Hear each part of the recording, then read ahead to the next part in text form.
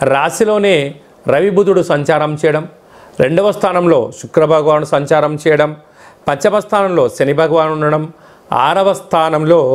రాహు సంచారం చేయడము, అష్టమంలో దేవగురు బృహస్పతి సంచారం చేయడం, భాగ్యస్థానంలో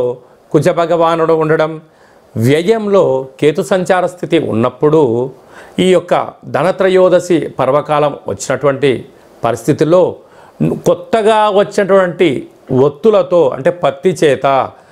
మనము ఇంట్లో కొబ్బరికాయను పగలగొట్టి సగభాగానికి విడదీసి వాటిపైన కుంకుమను పూసి కొబ్బరి నూనెతో దీపం వెలిగించడం లక్ష్మీదేవికి ఆనందకరం చెప్పి గమనించాలి. ఇంటి సింహద్వారం బయట బొబ్బర్లతో చేసినటువంటి పిండితో ప్రమిదలను ఏర్పాటు చేసి నువ్వుల నూనెతో దీపాన్ని వెలిగించడం వలన రుణ సమస్యలు, రోగ సమస్యలు, వాహన ప్రమాదాలు, కోర్టు సమస్యలు